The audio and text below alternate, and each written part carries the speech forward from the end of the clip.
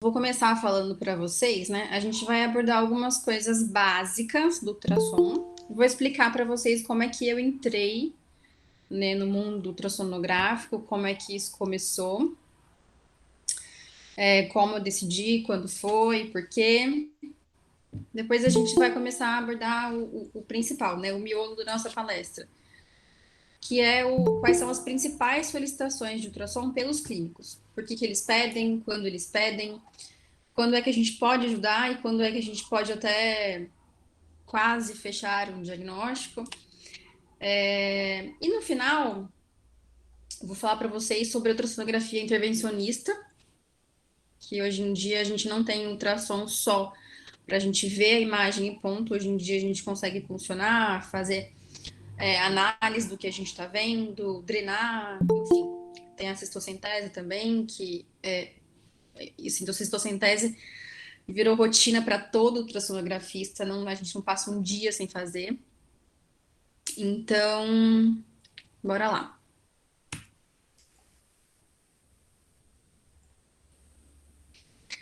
Tá, vamos falar um pouquinho do que aconteceu comigo, de como eu fui parar na ultrassonografia.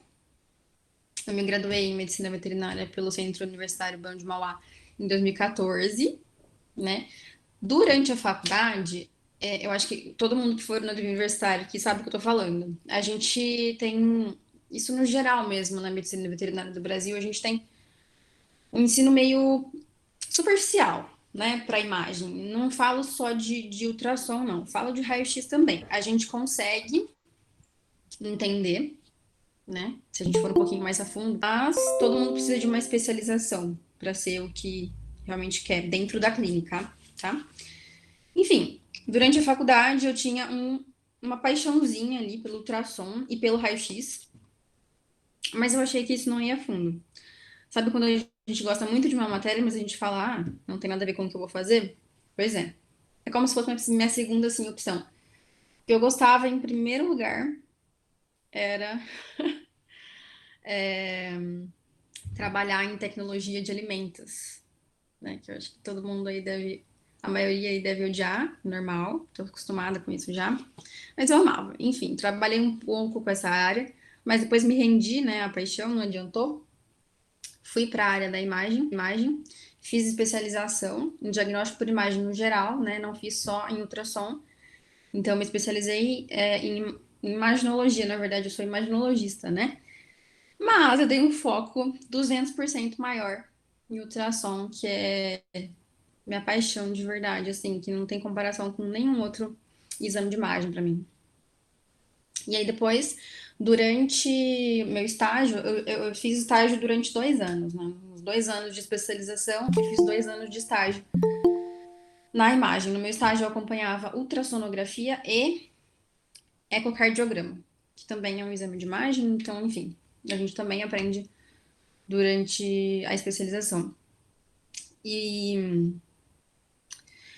durante esse estágio, durante a especialização, eu percebia que para fazer ultrassom gestacional, diferente para diagnosticar algumas outras patologias, para a gente fazer o gestacional, eu via que as pessoas eram muito. Não eram tão descritivas, sabe? A gente sabia ali mais ou menos, né? Porque o ultrassom não é para contagem fetal, mas a gente sabia ali mais ou menos quantos fetos, como eles estão, enfim. Aí eu resolvi fazer uma capacitação no gestacional pelo NAU de São Paulo, né? Depois que eu já tinha me especializado pelo Bivete de Campinas. Enfim, hoje trabalho, depois eu fiz, né? Continuei o estágio por 2 anos. E hoje eu faço tração volante. Se me perguntarem para quantas clínicas eu atendo, eu não sei. Sou totalmente desorganizada para isso. Mas todas têm um cantinho muito especial no meu coração. São muitas, né? Hoje em dia é muito difícil uma clínica que ainda não tenha se instalado, né? Não tenha entrado no mundo da ultrassonografia, porque a ultrassonografia ajuda pra caramba na maioria das especialidades, dos diagnósticos. Então, sim, a gente é bem solicitado, né? vamos começar falar sobre as nossas principais solicitações, né? Todo dia chega para a gente as solicitações, ou o clínico fala direto com a gente, né? Ou às vezes ele passa o nosso contato para o tutor para a gente agendar, e tá lá a solicitação de exame, que tem que ser o máximo descritiva possível, né? Quando a gente não fala direto com o clínico, para vocês aí que vão usar a ultrassonografia como ferramenta na clínica de vocês, quando vocês forem mandar as solicitações, sejam mais descritivos possíveis. Por exemplo, a gente vai fazer um ultrassom abdominal? Vai. A gente tem que focar em todos os órgãos abdominais, estruturas, glândulas, vasos. Sim, temos. Mas a gente precisa saber da suspeita de vocês clínicos, né? Isso é muito importante, muito. Por quê? Porque eu vou avaliar de uma forma muito mais minuciosa cada característica do que eu posso pensar que esteja ligado à suspeita clínica do médico veterinário, né? Às vezes ele está suspeitando de alguma coisa que não vai ser o que ele suspeita, mas que eu possa achar alguma coisa, né? Eu ter algum achado ultrassonográfico que seja compatível com alguma outra patologia que seja muito parecido a clínica, o sinal clínico com o que ele acha que é, entende? Então, assim, a gente precisa guiar o clínico muitas vezes, né? Às vezes ele tá lá pensando numa hemoparasitose, uma doença do carrapato, porque ele achou a plaqueta muito baixa. Então, ele vai lá colocar, suspeita clínica, hemoparasitose. O que você tem que ver? Tô falando assim, de um dos exemplos mais basiquinhos de todos, né? E aí eu vou lá e não acho nenhum sinal clínico de hemoparasitose. Eu vou falar mais para frente quais são. Eu não acho, aliás, nenhum sinal ultrassonográfico. No ultrassom não tem nada compatível com a hemoparasitose. Então, o que eu tenho que fazer? Tem que pensar. O que mais abaixaria, né? Deixaria a plaqueta baixa? Um tumor esplênico, vou investigar melhor, vou colocar outra probe para ver melhor esse vaso. Entende? A gente tem que muitas vezes ajudar nisso também. Porque o clínico, ele não tem, muitas vezes, quase nenhum exame quando ele te pede ultrassom. Enfim, solicitou com o maior número de informações possíveis para ajudar o amiguinho ultrassonografista. É o que a gente agradece. Começar falando sobre o corpo estranho, gástrico ou intestinal, que é o mais legal, assim, do ultrassom. Acho que toda semana a gente pega pelo menos um ou dois. Mesmo quem tem um alto número aí de pacientes dia, não é fácil você pegar todos os dias um corpo estranho, mas toda semana tem. Então, vamos lá. O que a gente tem que ver dentro da ultrassonografia? O que a gente vê? Que eu vou mostrar nas imagens logo para vocês. Sombreamento acústico posterior. Natália, o que é isso? É realmente, ao pé da letra, um sombreamento, tá? Então, a gente vai ver uma sombra vindo, né, proveniente do lúmen do estômago ou do intestino, enfim, de qualquer segmento dele. E ele vai estar sombreado depois de uma interface pericogênica. O que quer dizer isso? Vamos lá, vamos entender uma coisa. Ecogênico é tudo que aparece no ultrassom. Porque foi formado, entendeu? A imagem formou. É uma estrutura ecogênica, né? O feixe ultrassonográfico bateu e voltou em forma de imagem. É ecogênico. Hiperecogênico, muito ecogênico. Hipoecogênico, pouco ecogênico. O que isso quer dizer? Hiperecogênico tá muito branco, tá? Tá mais brilhante. O hiperecogênico, ele é quase branco. O hipoecogênico é quando tem uma ecogenicidade mais baixa, certo? Então, o hipoecogênico, ecogenicidade mais baixa, ele é quase chegando no preto. Então, a gente vai ver uma interface hiperecogênica, uma coisa hiperecogênica branca com sombreamento, certo? É isso que a gente tem que procurar quando a gente tem suspeita de corpo estranho. Ou sinais de obstrução. Muitas vezes o corpo estranho ele não vai ser possivelmente observado no ultrassom. E aí o que vai acontecer? A gente vai procurar por sinais de obstrução, certo? Quais são os sinais de obstrução? O peristaltismo, ele vai começar a ficar não evolutivo, Então, a gente vai ver aquele lumen que volta. Isso é muito clássico do ultrassom, tá? E líquido dentro do intestino. Líquido dentro do intestino também Esperma. sugere obstrução. E muitas vezes, uma intuscepção, quando uma alça entra, vulgarmente falando, né, grosso modo, ela entra em outra alça, né? Por conta do peristaltismo aumentado, porque o intestino tenta mandar isso para fora, tenta mandar, não vai, a alça e fica intuscepta, né? Ó, coloquei um vídeo para vocês de um corpo estranho gástrico que ele, por que ele é linear? Vocês estão vendo? Essa interface hiperecogênica, ou seja, quase branquinha que aparece aqui. Os lineares, eles costumam fazer isso aqui com a alça, ó. Esse plissamento, tá vendo? Que forma umas ondinhas aqui. Aqui dentro é o lúmen, aqui fora é a parede, ó, parede, lúmen aqui dentro, parede de novo. Então, quando passa esse corpo estranho, ele faz o sombreamento, certo?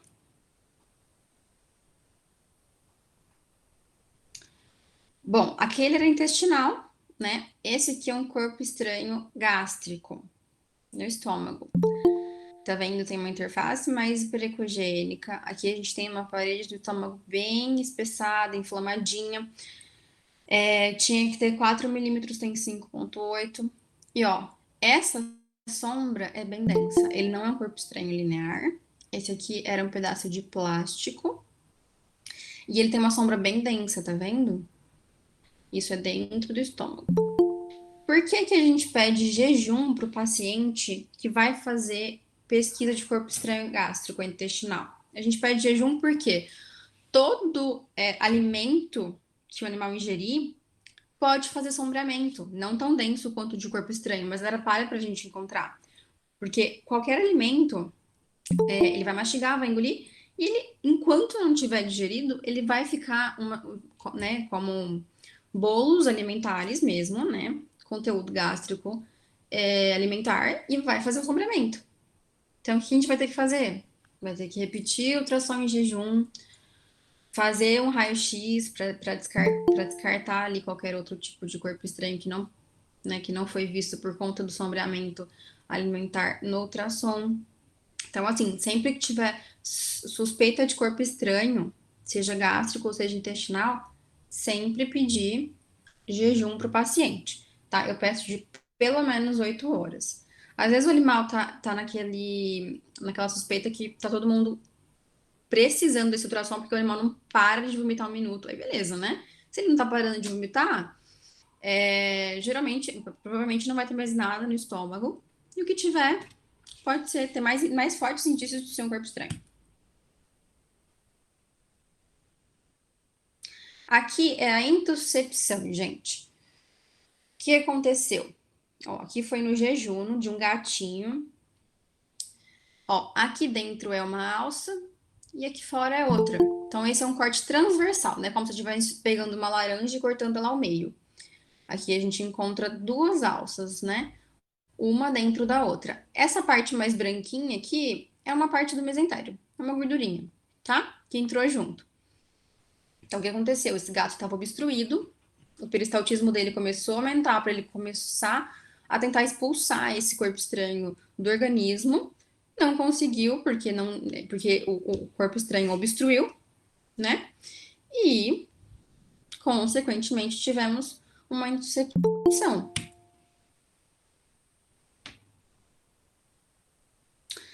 Ok, agora vamos falar de uma outra solicitação muito comum. Essa sim a gente pega todos os dias, infelizmente, né? Que é para estadiamento tumoral.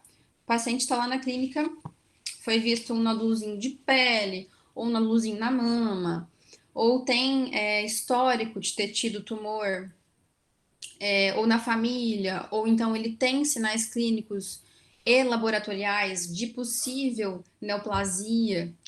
Que o veterinário vai fazer? Ele tem que fazer o estadiamento tumoral.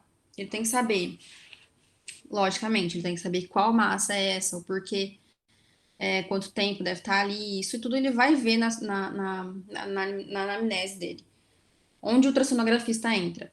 na pesquisa de metástase, né? Então, o ultrassonografista, ele vai fazer uma pesquisa abdominal de metástase, né? A gente vai nenhum tipo de indício de massa, a gente pode fazer um laudo comum, como um laudo de check-up abdominal. Fora isso, encontrou a massa, seja ela do tamanho que for. Ah, eu vi um nódulo de 5 milímetros no baço. Vou procurar vascularização e ver o aspecto dessa massa. A vascularização, gente, ela é muito importante não para descartar que o nódulo seja benigno ou maligno. Hoje em dia a gente já sabe que a ultrassonografia ela não bate martelo para isso, tá? A gente precisa de outros tipos de para ver esse tipo de caracterização, tá? A gente vai ligar o Doppler do nosso aparelho, passar, né, colocar probe na região onde está a massa, né, o nódulo, ligar, ligar o Doppler, e aí a gente vai ver se tem vascularização ou não, se essa vascularização é intensa, se tem muita, se tem só periférica, se tem central também, tá? É muito importante falar isso para o clínico, porque se ele estiver planejando uma cirurgia, ele tem que saber se tem risco de hemorragia. Às vezes é aquele nódulo que tem pouca vascularização, só a vascularização lá central não vai ter tanto risco de hemorragia quando ele abrir, né? Enfim, isso é muito importante para o clínico. A gente tem que avaliar a vascularização de todas as massas que a gente encontrar, tá? Se a gente vê uma massa com ruptura, o que, que a gente vai encontrar? Líquido livre lento à cavidade, né? Aí já seria uma cirurgia de emergência. A gente tem que procurar essa hemorragia ativa. Muitas vezes a gente consegue ver o fluxo saindo desse órgão, dessa massa, tá? Quando a gente consegue ver uma sorte, isso é muito bom. Bom, eu falo assim, para a gente já diagnosticar e já entrar para a cirurgia. Ou então a gente pode ver só o líquido livre e a gente pode sugerir a massa, certo? Se for uma massa cavitária ou se for muito grande.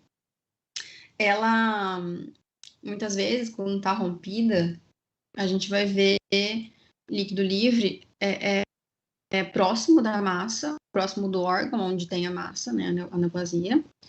E a gente tem que ver o seguinte: não sei dizer se está vindo dessa massa esse tanto de líquido livre. Você chamou ultrassonografista e ele falou: olha, tem bastante líquido livre e uma massa enorme cavitária aí dentro.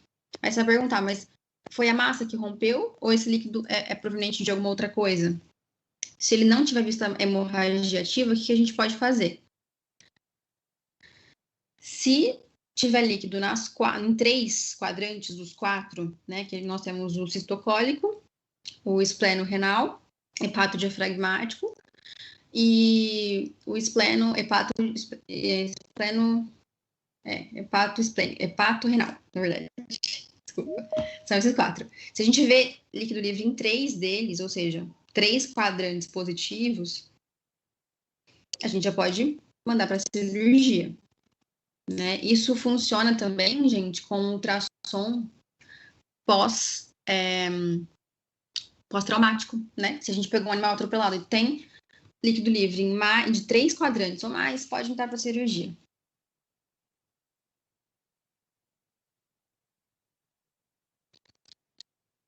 Certo? A massa, certo? Muito grande e bem calibroso aqui dentro, que ele é bem, que ele tem vasos calibrosos que vão da periferia até o centro, tá? Então, essa massa aqui, ó, se você cortar um pouquinho errado com bisturi, pode dar um problema.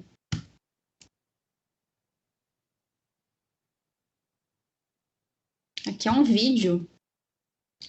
Era um shih tzu. Tá vendo? É uma massa bem grande. Aí eu liguei o Doppler para quê? Para saber como é que é. Se tinha vascularização, se ela era periférico ou central. E aqui, gente, nesse vídeo dá para ver bem. Deixa eu ver se dá para pausar aqui. Ó.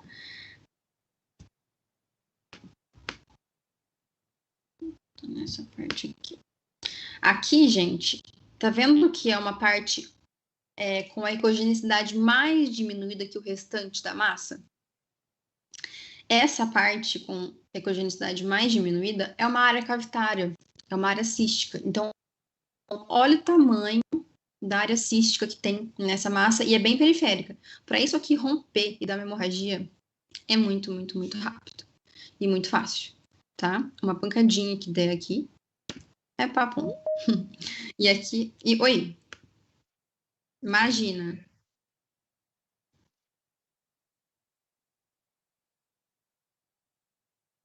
Tá, deixa eu ver aqui.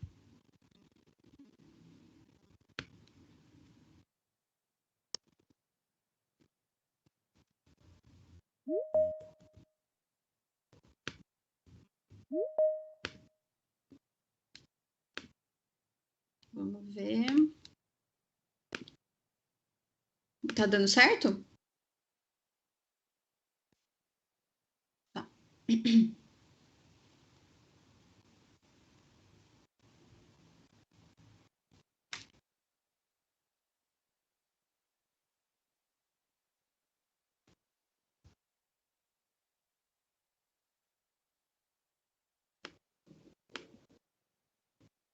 Carregou?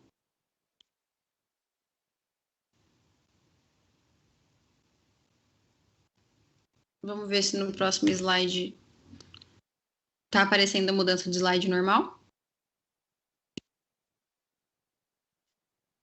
Ah, não? Não é.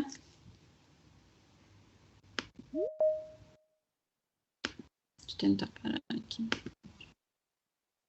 Ver.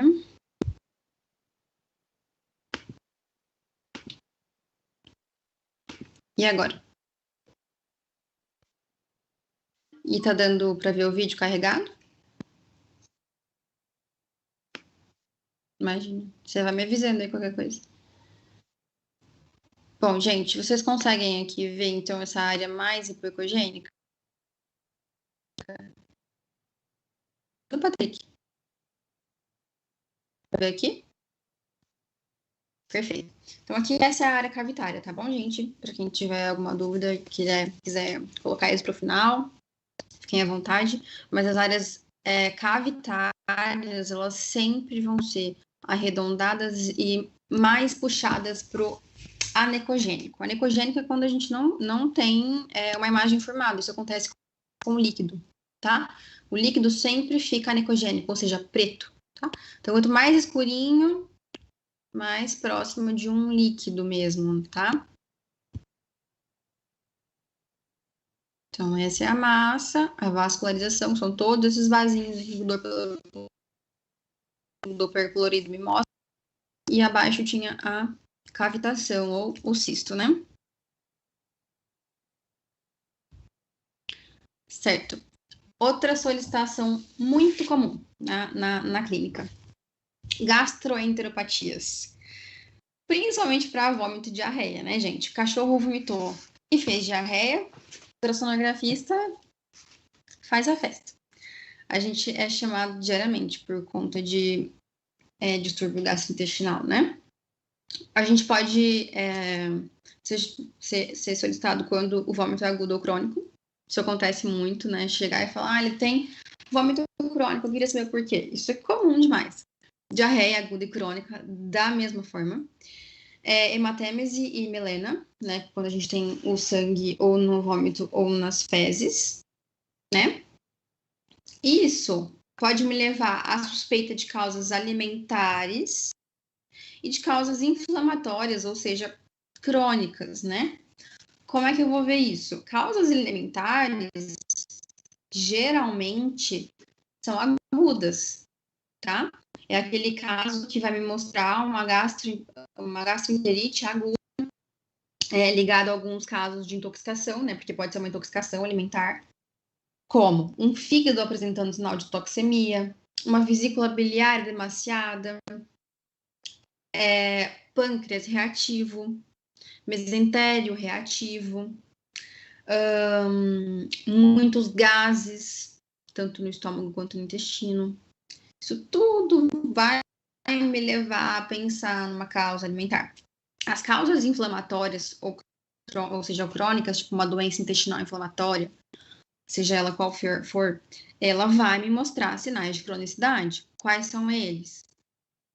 Fibrose dentro da mucosa, uma camada muscular mais evidente, né? Quer dizer que a lesão dessa mucosa gastrointestinal, ela já vem de um bom tempo, né?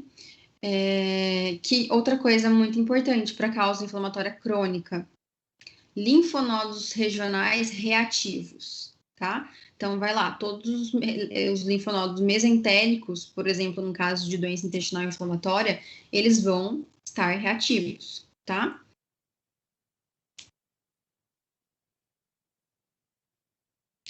Aqui, gente, ó, parede do duodeno, lúmen do duodeno, parede do duodeno de novo. Reparem nessa parte pericogênica que não vem do lúmen, para eu pensar num corpo estranho, mas ela vem da mucosa, ó, da parede aqui, ó, do duodeno. Esse animal, ele tinha uma dor muito intensa em região epigástrica aqui de duodeno. Isso, gente, tá vendo que sai uma caudinha de cometa aqui dele, ó, branquinha? É diferente de uma sombra que é causada por um corpo estranho. Essa caudinha de cometa é o nome de um artefato mesmo, a gente chama de cauda de cometa ou reverberação, que ela é vista em úlceras. Isso é uma úlcera duodenal. Dói absurdo mesmo, né? Eu imagino. Bom, aqui outro tipo de gastropatia. Isso é um nódulo inflamatório. Por que nódulo inflamatório? Essa cadelinha aqui, ela tem gastrite crônica. E ela tem vômitos intermitentes, assim, é muito vômito. Todo dia ela vomita. Ela tem suspeita de doença intestinal inflamatória, inclusive. E esse nódulo, do nada, surgiu um nódulo no piloro ali do estômago. A gente foi acompanhando, e esse nódulo sumiu.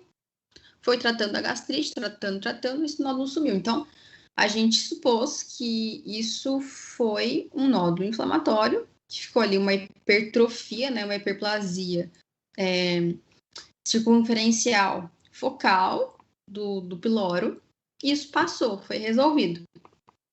Né? Se a gente já considerasse, nossa, é um nódulo, vamos entrar para cirurgia, a gente poderia fazer isso à toa, né? Então, o ideal, nesse caso aqui, era acompanhamento. Lembro de ter colocado o Doppler aqui, não ter achado nenhuma vascularização, né? Ou seja, há indícios maiores, né, de benignidade.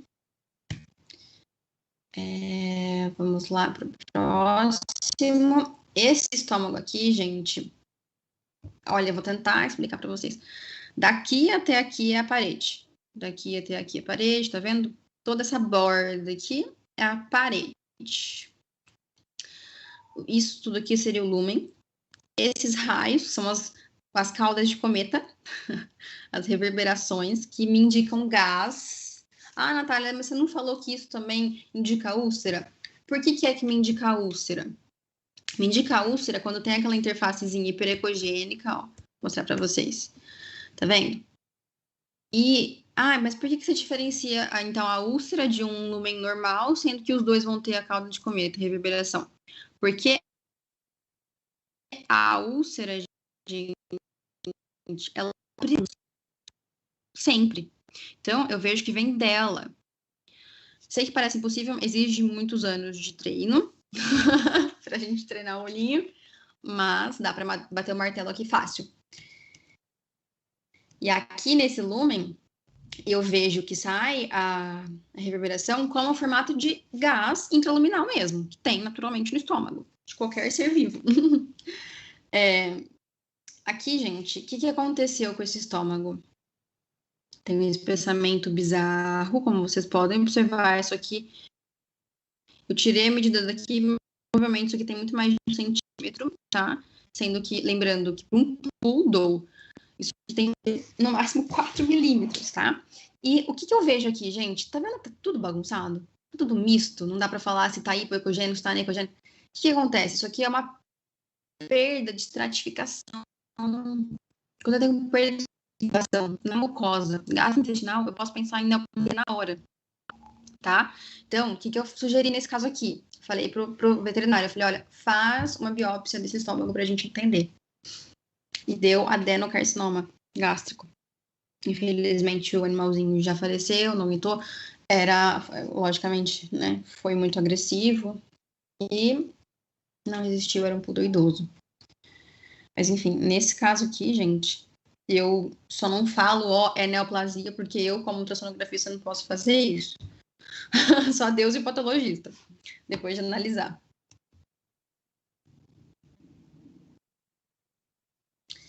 Aqui, essa imagem é clássica. Guardem isso aqui, ó. Isso aqui é um intestino corrugado, tá? Ó, eu vou tentar mostrar bonitinho. Tá vendo aqui que tá branquinho, ou seja, hiperecogênico? Isso aqui é o lúmen. O lúmen fica assim. A parede que fica ao redor, né, do lúmen, repara que ela tá toda, ó, em ondas, tá vendo, ó? Essas ondinhas são o padrão corrugado, é um intestino inflamado. E geralmente ele fica reativo assim, porque o mesentério está reativo, ou seja, é uma alça reativa à peritonite circundante, tá? Então, assim, a gente tem peritonite, o que a alça vai fazer? Ela vai na hora ficar reativa, né? E como que a alça vai reagir? Ela vai corrugar, ela vai enrugar a mucosa, tá? Então, quando a gente acha peritonite, pode procurar que alguma alça vai estar assim. Isso é batata.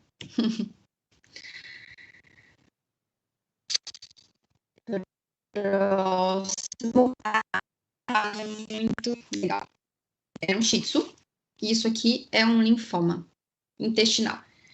Eu acho que foi o primeiro shih tzu com linfoma intestinal que eu peguei, porque geralmente eu pego esse tipo de neoplasia em cães de grande porte. Rottweiler, Boxer, Labrador, Pitbull. Tem bastante isso aqui, ó. Linfoma intestinal. Ó, tá vendo? Aqui, gente, é um lúmen. Aqui é a parede. Então, parede, lúmen, parede. Reparem que aqui eu tenho um aumento circunferencial, que até estenosa o meu lúmen, tá vendo? Ó, o lúmen aqui ele é muito mais evidente do que aqui. Isso pode chegar até a obstruir o animal, né?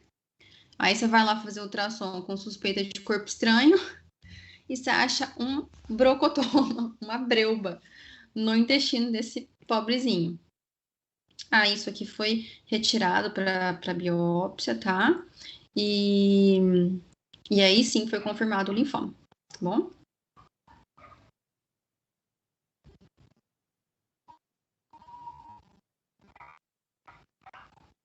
Bom, gente, uma das principais solicitações, isso aqui também é, infelizmente, biometria. Aí todo mundo que estagiou um dia que seja numa clínica, ouviu falar e participou de alguma consulta que falou sobre alguma cirurgia ou planejamento cirúrgico que seja. A biometria travou, eu vou lá.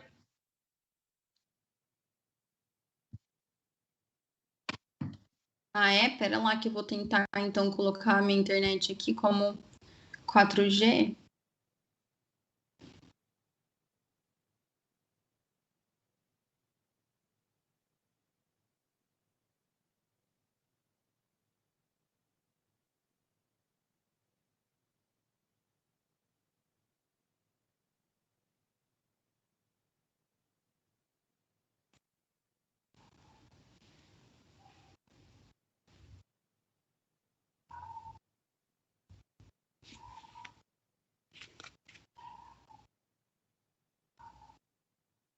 Vocês estão conseguindo me ouvir?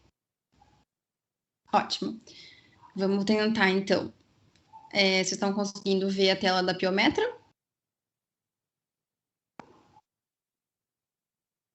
Isso, vamos lá então. O meu áudio saiu normalmente, né? Tá ótimo. Qualquer coisa vai me avisando. Bom, então a Piometra, como eu disse, corriqueiro para veterinário de pequenos, né? A gente vê isso todos os dias. A gente tenta informar sobre isso todos os dias, sobre a importância da castração de fêmeas, mas a gente tem todos os dias na clínica, né? Bom, então vamos lá. Ultrassonografia sem ação. Acho que a gente só não é solicitado quando é muito óbvio por exame pelos bioquímicos mesmo, pelo hemograma no geral. Quando tem um sinal de infecção, né, muito evidente. Em hemograma, quando a cadela tem muita secreção vaginal. Nesses casos, assim, mesmo assim precisa de um ultrassonografista, com certeza, mas nesses casos a gente até entende se o clínico não encontrar um ultrassonografista já partir para cirurgia, né? Vai pelo óbvio, exatamente pelo óbvio. Então aqui, ó, a gente vê a secreção vaginal, muitas vezes até discreta, né? E aí o clínico pede para ver se tem o início de uma piometra. E muitas vezes aquela secreção intensa, né?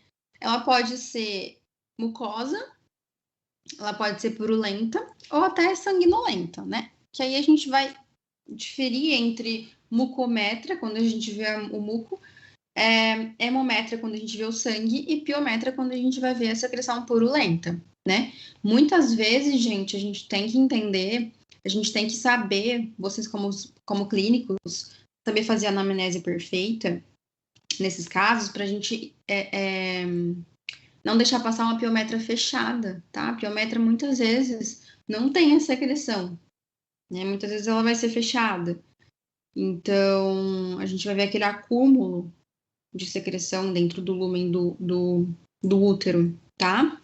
Então, lembrando, gente, não é só quando tiver secreção, a gente também é solicitado quando a fêmea não é castrada, quando ela tem sinal de infecção evidente no hemograma, e quando ela tem muita distensão abdominal também. Todo mundo já preocupa, fala, nossa, é o útero, piometra fechada, que tem muito conteúdo ali, e realmente pode ser, né? Pode ser 1 milhão de coisas mais? Pode. Mas se a fêmea não é castrada, tá prostrada, tem aumento de ingestão hídrica, a gente vai pensar na piometra, certo? Aí a diferença de diferenciar, né, da mucometra e da hemometra.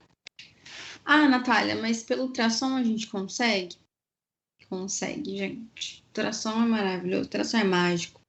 No ultrassom, onde a gente sugere a piometra, a gente vai ver um conteúdo intraluminal no útero com mais celularidade, ou seja, mais denso, né? Isso me mostra uma ecogenicidade diferente, tá? Como é que eu vejo? Pela ecogenicidade sempre, tá, gente? Então, se tem muita celularidade, mais hipoecogênico.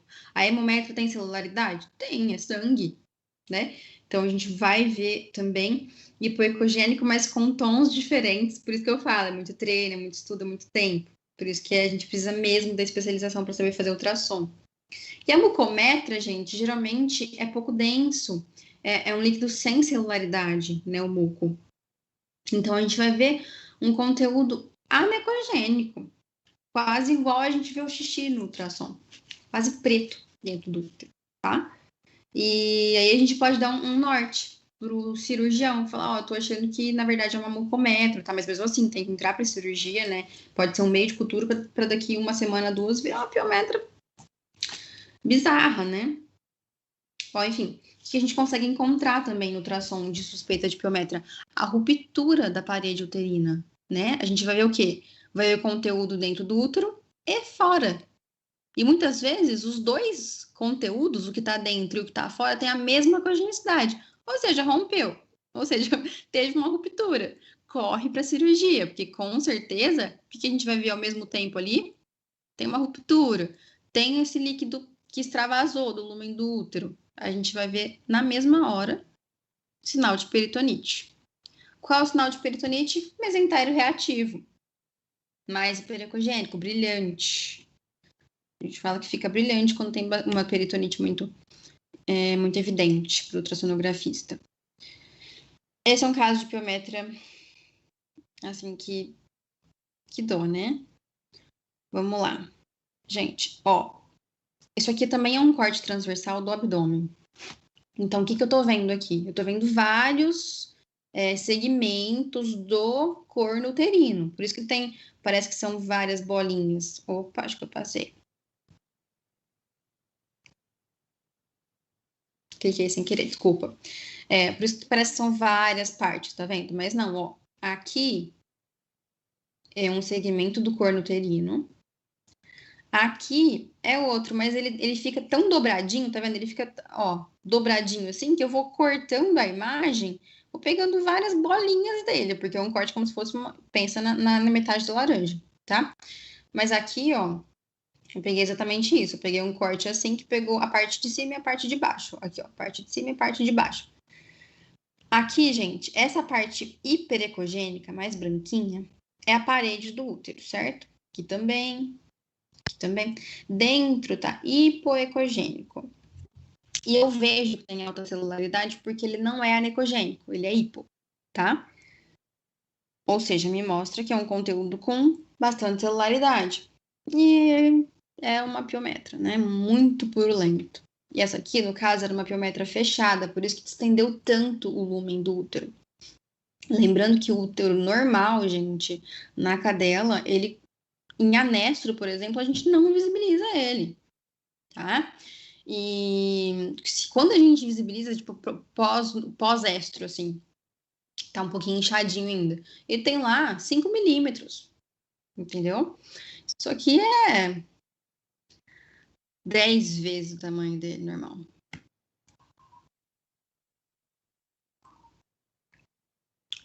Outra solicitação muito feita durante a rotina do ultrassonografista, pesquisa de hemoparasitose. Deu lá. Ele tá com suspeita de hemoparasitose por sinal clínico e por sinal laboratorial, né, por exames laboratoriais. O que falta? A imagem.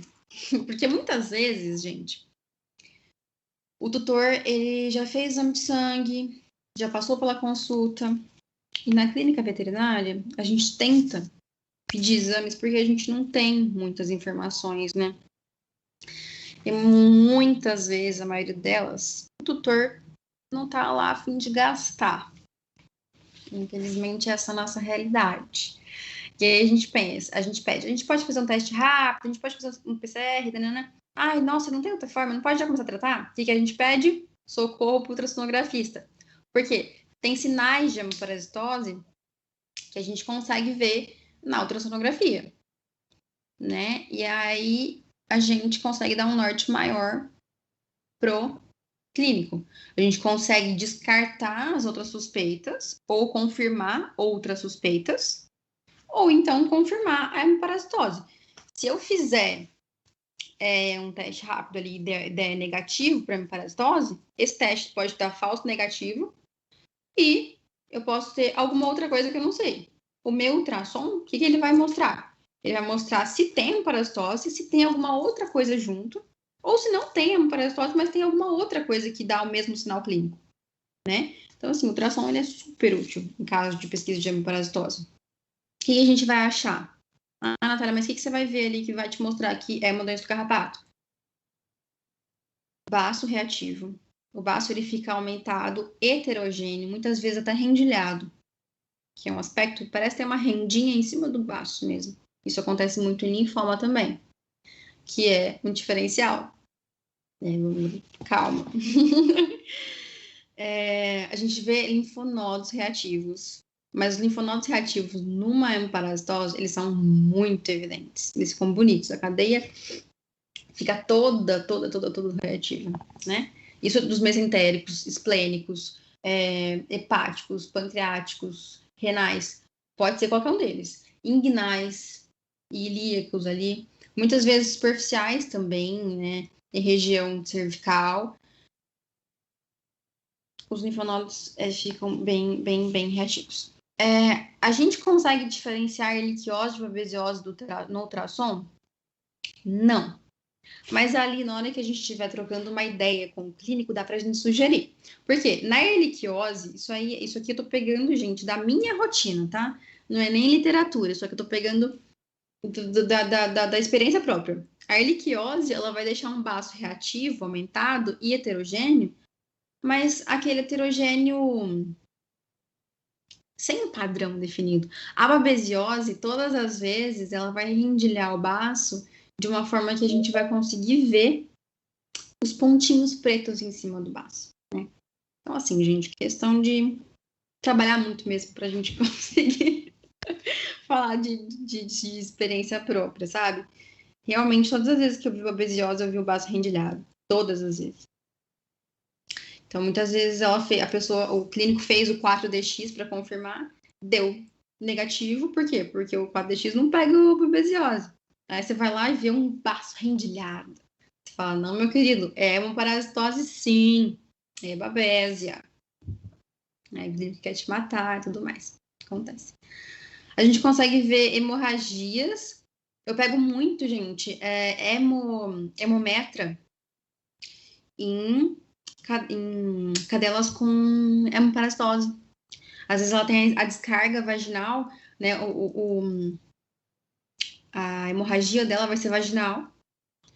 Muitas vezes a gente vê esse útero com sangue, né? Porque a hemoparasitose é um pouco mais crônica, ela vai baixando muito a plaqueta e o animal vai começar a sangrar, vai ter petequias pelo corpo.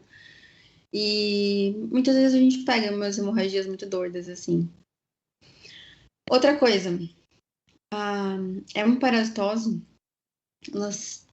98% das vezes ela vai inflamar estômago e intestino, tá? Mesmo que o animal não tenha ainda sinais de fezes mais pastosas, ou um vômitozinho lá, outro cá, ele vai ter já a mucosa um pouquinho mais inflamadinha, tá? Ou limítrofe.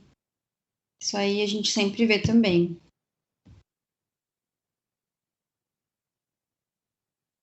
Ó, eu peguei esse baço aqui, que ele é uma babesiose, para dar de exemplo para vocês. O baço é essa estrutura que parece uma lua. Aqui embaixo passando uma alça intestinal, bonitinha, pá. Ó, esse baço, ele tinha que ser todo dessa cor aqui, ó, nesse cinza, entre aspas, gigantescas. Esse tom aqui, ó. Tá vendo que tem várias bolinhas, estruturas anecogênicas arredondadas aqui, ó? Várias, incontáveis. Então, isso aqui era uma babesiose. Baço rendilhado. Esse aqui é o padrão do baço rendilhado. Aqui, gente, eu até postei no meu Instagram essa imagem. É um baço que ele é heterogêneo, ou seja, tinha uma erliquiose e tinha uma ecogenicidade mista junto. Vocês vão ver mais de um tom de cinza no mesmo baço, porque tem suspeita de neoplasia também. Então, ó, tá vendo? Ele já é grosseiro, né? Você vê que não é lisinho. E tem várias ecogenicidades juntas aqui, né? Vários tonzinhos de cinza, tá vendo? Você passa, fica hiperecogênico, depois fica hipo. Pode ser que tenha até necrose, fibrose nesse braço, tá? Ou uma neoplasia já avançada.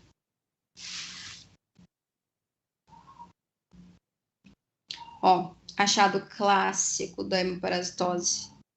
Um linfonodo reativo, tá vendo? Ele fica todo arredondadinho assim mesmo, tá?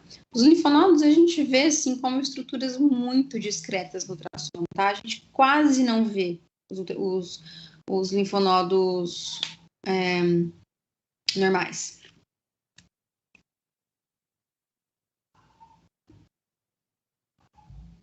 Bom, uma das principais solicitações, né? Bem importante, hematura. O clínico te liga, quer marcar um ultrassom, porque o cachorrinho, a cachorrinha, gatinho, tá lá com hematura, tem sangue na urina.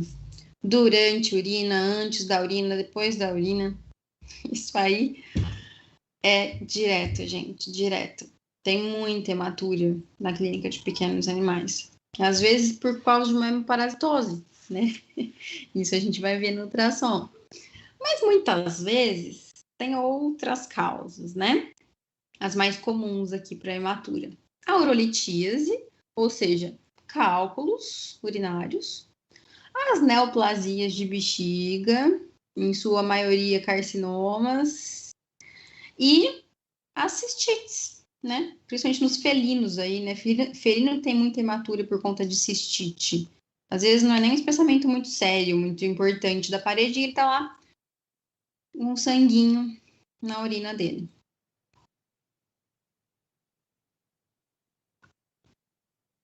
Ó, gente, vamos lá. Bexiga aqui, certo? Essa bexiguinha mesmo é a bexiga. Aqui a paredinha da bexiga já é espessadinho, tá vendo? Que o normal é a gente não ver assim, ó. Aqui eu já vejo que tá espessadinha. Essas duas estruturas triangulares, que parecem dois toblerones, são cálculos, são urólitos. Enormes, né? Enormes, deviam ter uns 2 centímetros, enormes. E, ó, sombreamento acústico posterior. Porque, querendo ou não, o cálculo é um corpo estranho ao organismo, né? Então, ele tem uma interface hiperecogênica, igual eu expliquei lá no corpo estranho, ó. Interface hiperecogênica, sombreamento acústico posterior, certo?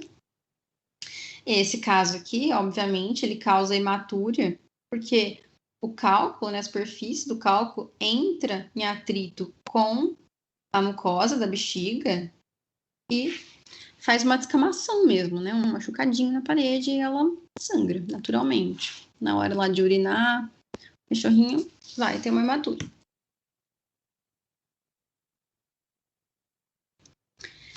E o pior de todos, né? Estão vendo esse tá sangrando no xixi? É óbvio, né? É óbvio. Ó, 2 centímetros de massa num trígono devia estar com certeza estenosando a passagem aqui da urina, né? Devia estar difícil demais para ele urinar, muito dolorido, com certeza. E óbvio, sangrando.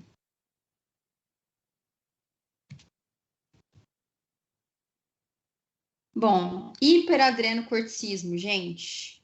Uma das principais solicitações e com certeza minha preferida de todas. Eu adoro endocrinopatia. Eu adoro a endocrinologia de uma forma geral. Acho que é a especialidade mais legal da clínica e é a que eu gosto mais de atender, né? Os endocrinologistas aí, quando me chamam, eu fico super felizinha. Abdômen geralmente vai estar abaulado, vai ter telangiectasia, que é quando tem os vasos mais superficiais na barriguinha, sabe? Aquele abdômen bem gordinho, cheio de vasinho. Geralmente esse animal vai ter dermatopatias, né? Vai ter umas escamações na pele, muita coceira, algumas áreas mais vermelhinhas, né? Lembrando que a gente está falando, gente, do hiperadreno, tá? Não da parte endócrina no geral. O hiperadreno é o aumento das glândulas adrenais, né? Esse animal vai apresentar poliúria, polifagia e polidipsia, como todo paciente endócrino nessa parte, né? Vai fazer muito xixi, vai comer muito e vai ter muita sede. Muitas vezes, gente, concomitante ao aumento das glândulas adrenais, porque o ultrassom é para isso, né?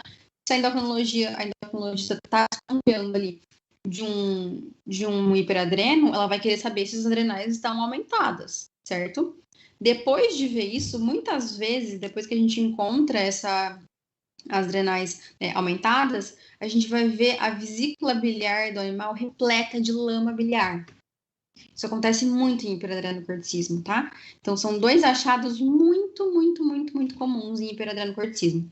Tanto o aumento das glândulas, quanto a vesícula biliar, às vezes extremamente repleta de lama, às vezes com mucocele biliar, que é quando a lama começa a aderir na parede, formar um padrão estrelado, que a gente fala. A lama adere na parede e forma, tipo, umas ondinhas mesmo, sabe?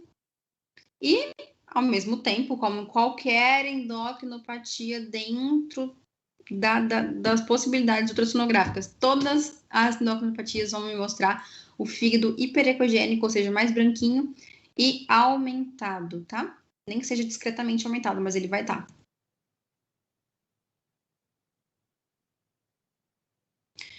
Ó, essa é uma glândula adrenal. A glândula adrenal, ela tem um aspecto, aliás, ela tem um formato de amendoim. E ela é muito pequena, tá? Ela é muito pequena. Essa aqui, no caso, gente, ela tá muito aumentada. Vocês veem que ela não tem mais formato de amendoim, ela tá quase redonda, né? Tá ovalada. E aqui, ó. Na verdade, esse animal é um porquinho da Índia. Então, nós pegamos hiperadrenocortismo, nesse caso, num porquinho da Índia. E ele tinha todas as características.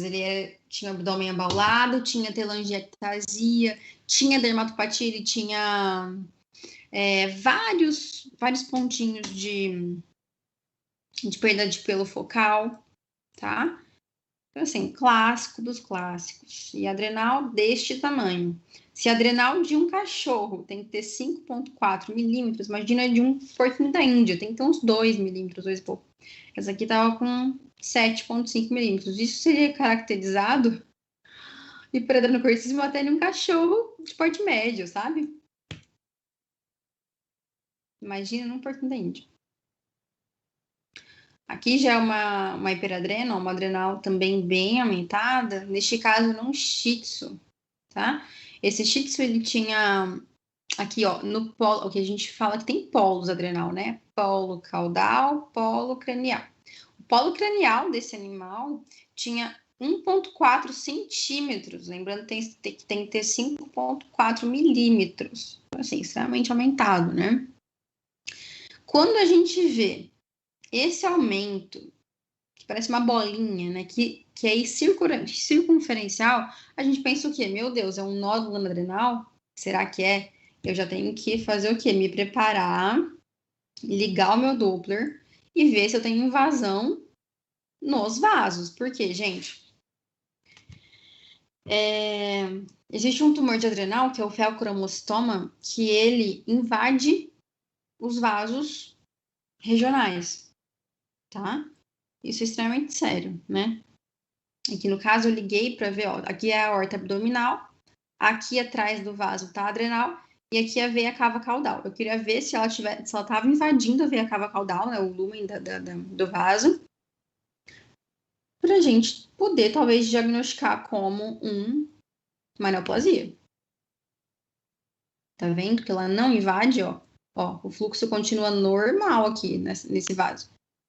A gente vê, ó, ela tá aqui, o vaso tá bonitinho, sem nenhuma descontinuidade, certo? Então, perfeito. Então, ele é realmente um aumento somente por hiperadrenocorticismo e não uma neoplasia.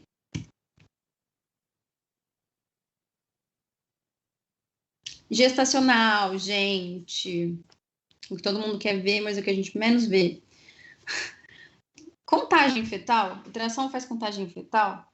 Ai, que gostoso estar falando isso para vocês agora, porque aí vocês que já clinicam, ou vocês que vão começar a clinicar, vocês que têm vontade de clinicar, nunca chamem ultrassonografista para ver contagem fetal, porque a gente não faz isso não existe, isso é mito.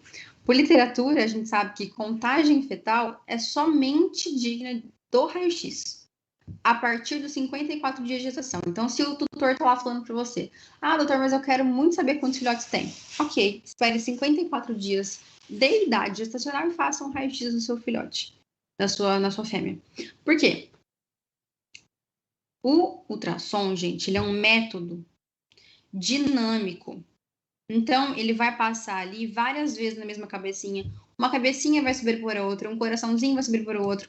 Às vezes a gente pega duas cabeças e conta como uma. Isso pode acontecer. A sobreposição, ela é para acontecer no ultrassom. Então, muitas vezes, a gente vai estimar o número de filhotes. Então, eu contei 6 cabeças, na verdade eram 5, entendeu? Isso pode acontecer, isso acontece com... Assim, isso é o normal, isso não é um erro ultrassonográfico, tá? É o normal da ultrassonografia. Organogênese fetal, é isso que a gente faz. A gente vê a organogênese fetal, a gente vê se eles estão bem formados, se eles têm algum tipo de anormalidade fetal, a gente vê se eles têm deformidade, se eles estão com vida, se eles têm sofrimento fetal de acordo com o batimento cardíaco. A gente vê a idade gestacional dele de acordo com o tamanho do crânio. E de acordo com o tamanho do crânio também, com uma fórmula específica, a gente faz para encontrar quantos dias faltam para o parto dessa cadelinha. Aqui, gente, a gente faz a contagem, né, a mensuração da frequência cardíaca do feto, de cada feto. O ideal é fazer 10 contagens por coração que for encontrado no ultrassom, para ver se está tudo bem. Para ver se eles estão em sofrimento ou se eles estão prontos para nascer, tá? Se eles estiverem prontos para nascer, eles vão estar oscilando muito. Então, eu vou ver um coraçãozinho lá, 170, 200, 220, 190, 234. Então, assim, uma variação absurda. O sofrimento, ele vai me dar um batimento fetal, um batimento cardíaco, sempre abaixo de 200, nunca acima, tá? Se estiver abaixando e subindo, isso é uma variação, quer dizer que ele tá pronto para nascer. Se quiser marcar cesárea, beleza. O sofrimento, ele me mostra um feto que tá sempre lá, 170, 160, 150, 180, 190, 170. Ou seja, ele nunca vai subir, nunca vai chegar no 200, tá? Bom, algumas imagens. Essa aqui é a imagem do crânio. Tá vendo aqui? É o crânio formadinho. Aqui a gente consegue ver o conteúdo, o cérebro já perfeito também. Esse aqui é o globo ocular. Tá vendo? Perfeito. Aqui é o crânio, né? Tá de lateral aqui, ó. Crânio, globo ocular. Pra cá é o fuço.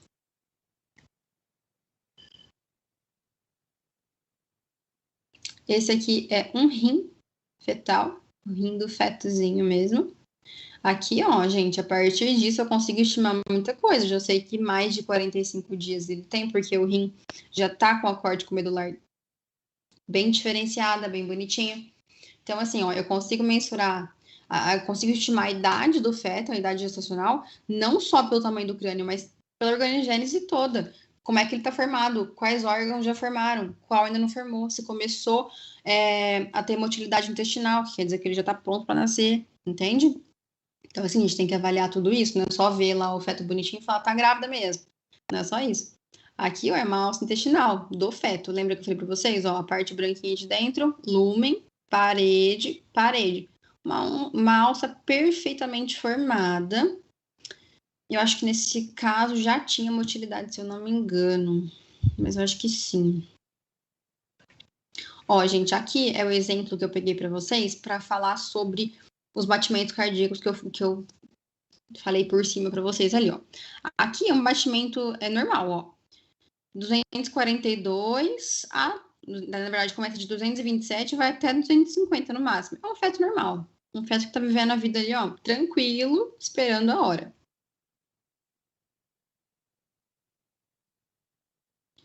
Esse feto aqui, ó, ele não sobe de 200. 183, 197, certo? É um fetinho que já está em sofrimento. Depois de muitas contagens, eu vi que nenhuma subiu de 200, então considero um sofrimento. Já esse aqui, gente, ó, olha que curioso. 167, 170, 221. Ou seja, ele está variando. Ele está pronto para nascer, ele está querendo sair, tá? Mas ele não está em sofrimento, ele só está pronto. Está com variação.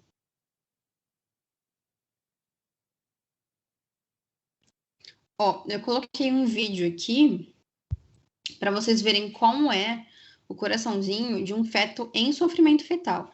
O coraçãozinho de um feto normal, gente, ele é bem aceleradinho, tá? Vocês viram que chega a 260 batimento, então, assim, é bem aceleradinho.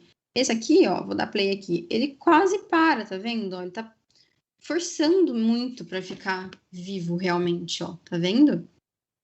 Ó, ele baixa, mas com aquela preguiça, né? Ó, tá vendo? Aí ele começa a bater um pouquinho mais rápido, mas ele diminui de novo. Vamos ver de novo, tá vendo? Ó, ele faz um certo esforço, né? Esse aqui, se a gente contar o batimento dele, com certeza ele está abaixo de 200. Obviamente que eu não posso só olhar e falar, eu tenho que contar, né? Isso aqui, eu fiz um vídeo do feto em sofrimento porque eu já tinha visto antes, pelos batimentos, que ele tá sempre abaixo de 200, tá? Não foi o que eu sugeri só vendo o coração bater, não.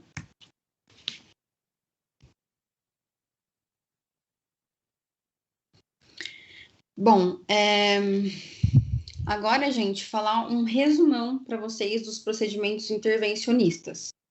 Cistocentese, citologia guiada e drenagem de líquido ou coleta para amostra de análise. Como é que eu faço a cistocentese?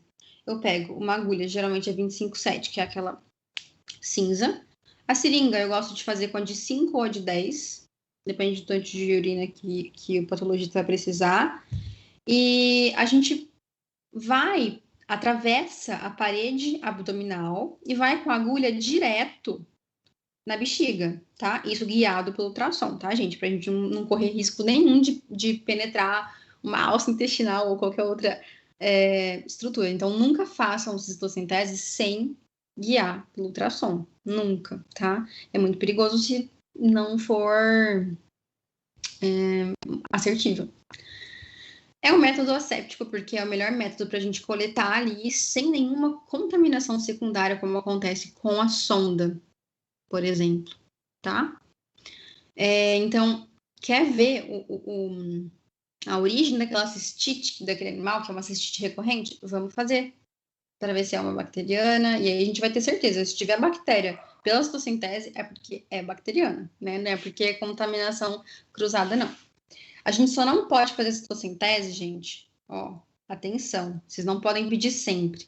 A citocentese ela não pode ser feita se tiver suspeita de neoplasia nessa bexiga, ou se tiver úlcera na parede da bexiga, né? Ou uma cistite enfisемatosa, que é a mesma coisa.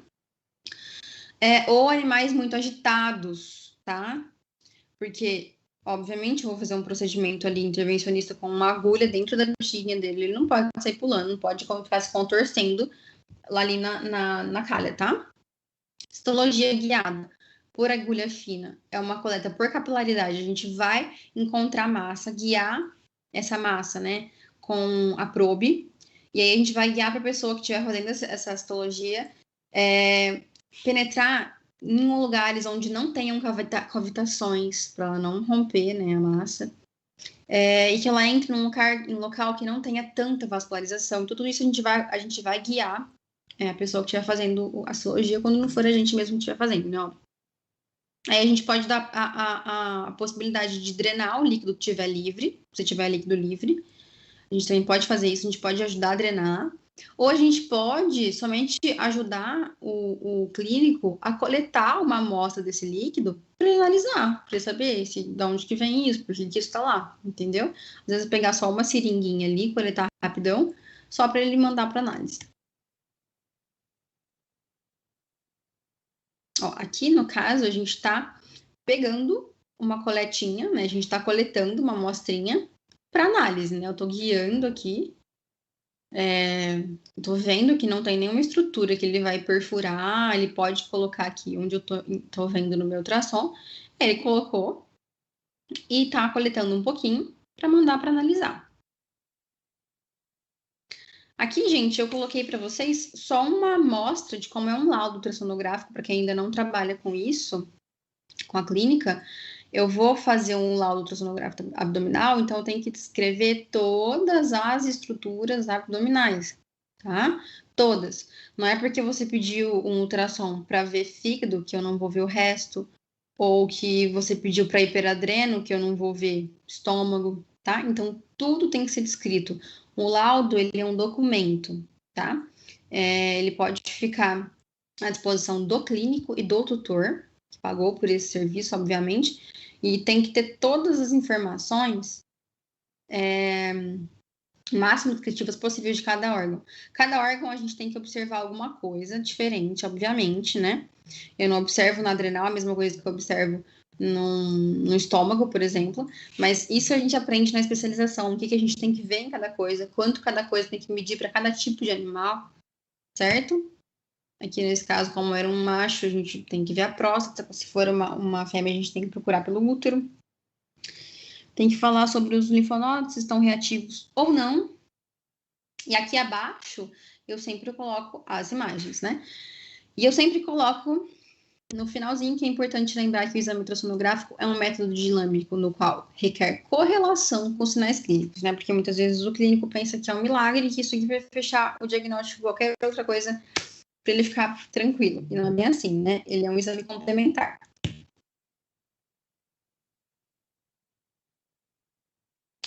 Bom, gente, chegamos ao final. Aqui só para lembrar para vocês que a ultrassonografia pode auxiliar o clínico geral e o especialista, né, com sugestões diagnósticas, exigindo assim uma curva de aprendizado.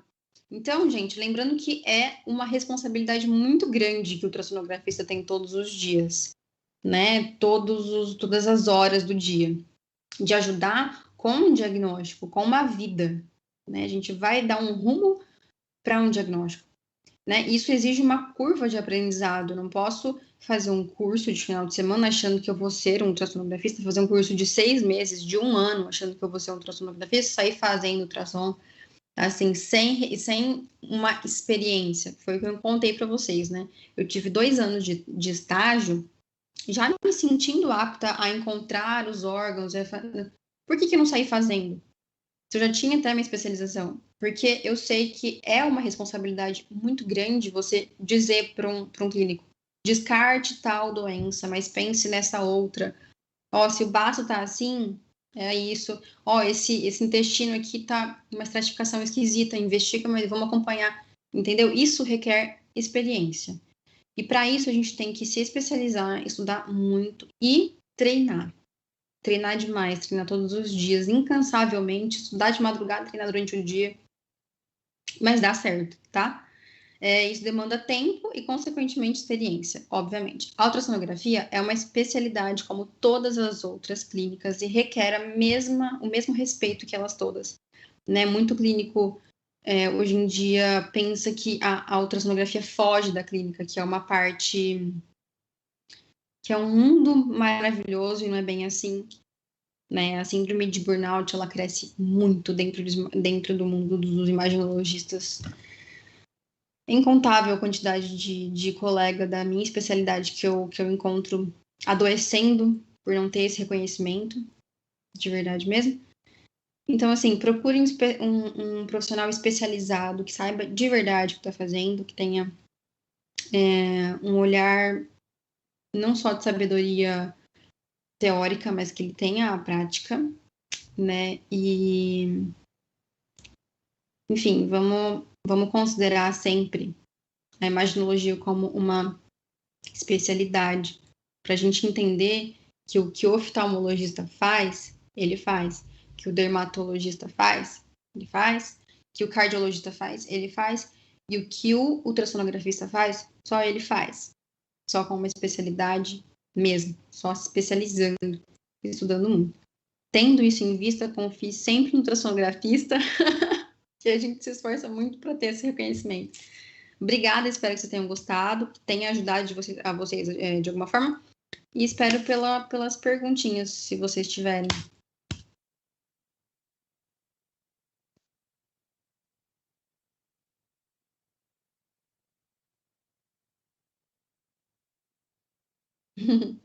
Bom, fique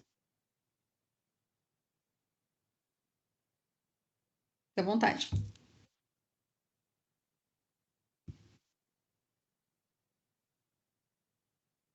Uhum.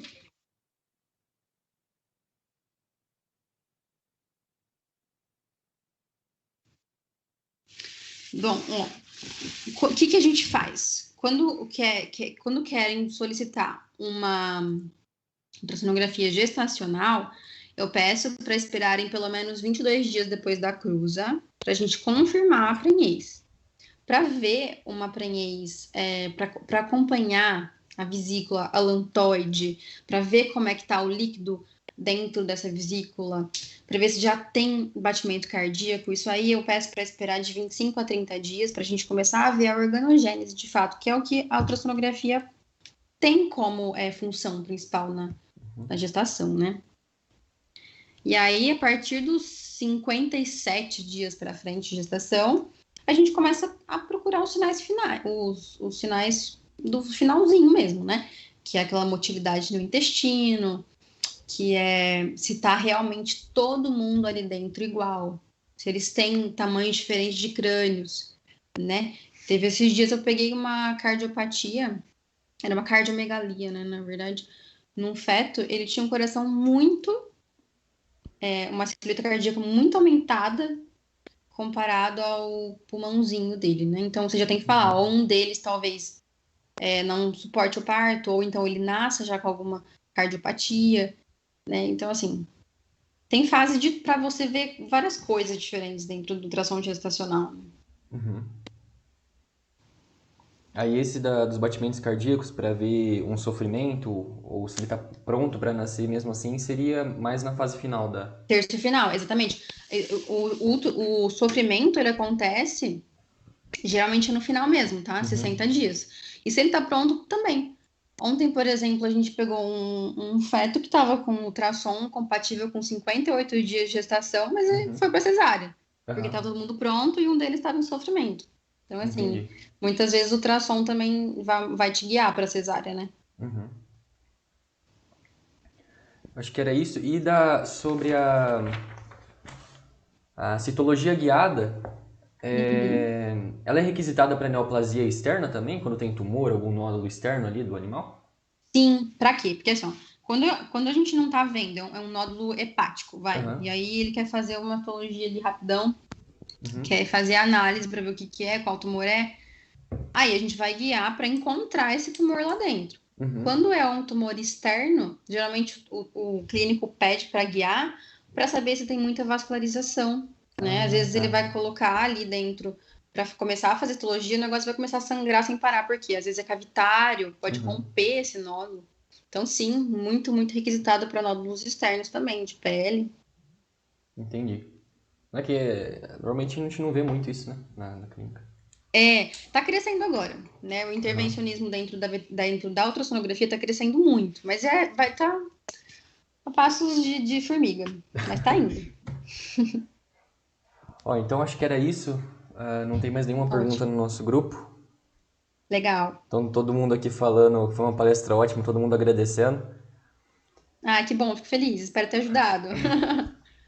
Que bom. Peço desculpas pelo imprevisto, pelo que aconteceu, a todos que estão aqui, Hum, principalmente para a Natália. Desculpa pelo que aconteceu, acho que ninguém esperava imagina. por isso. E eu agradeço Acontece. imensamente, foi uma palestra maravilhosa, assim, sem palavras. Acho que para todo mundo que está Que respondendo, bom. mandando coraçãozinho aí. Que bom. Quando vocês precisarem tirar dúvidas, se quiser ir direto lá no meu Instagram, que é @natalia.svete, fiquem à vontade, mandem direct, perguntem curiosidade do dia a dia ou de patologias. Se quiser mandar caso clínico para a gente discutir, eu adoro fazer isso. Eu tenho grupos para isso no WhatsApp. Eu amo discutir casos dos outros, né, se meter no caso dos outros, adoro. Aí, quando vocês quiserem, gente, fiquem à vontade, tá? Para seguir, enfim, para tirar qualquer dúvida. Tá bom. Obrigado, Natália, mais uma vez. Obrigada a vocês, gente. Boa sorte aí para vocês, viu? Nessa jornada da medicina veterinária. Muito sucesso para vocês todos. Obrigado. Boa noite. Tchau, tchau. Boa noite. Pessoal, agora a lista de presença vai ser passada no nosso grupo do WhatsApp. Aqui pelo chat, se eu disponibilizar, ninguém vai ter acesso, né? Quem é de fora não tem acesso ao chat daqui. Então eu vou acabar deixando no nosso grupo mesmo e vocês podem já preencher o formulário e, e vai ser efetuado o envio para vocês esse formulário. O sorteio de hoje, pessoal, a gente decidiu não fazer pelo imprevisto que teve, as coisas que aconteceram. Acho que não caberia a nós hoje fazer isso. Então, nas próximas a gente vai organizar melhor, vai ter uma estrutura melhor, uma qualidade de palestra estrutural melhor e vamos realizar esse sorteio novamente. Então, espero vocês. Semana que vem a gente vai ter uma palestra também de oftalmo, terça-feira, no mesmo horário. E a plataforma eu vou acabar informando para vocês para ter uma melhor disponibilidade e participação. Agradeço a todos pela participação hoje, além dos imprevistos que aconteceram. Espero que todos tenham aproveitado da melhor forma. E qualquer dúvida, vocês podem mandar mensagem no nosso grupo ou para a gente mesmo, que se vocês têm acesso, no nosso Instagram, qualquer coisa que vocês precisarem, a gente está disponível para vocês. Obrigado e boa noite a todos.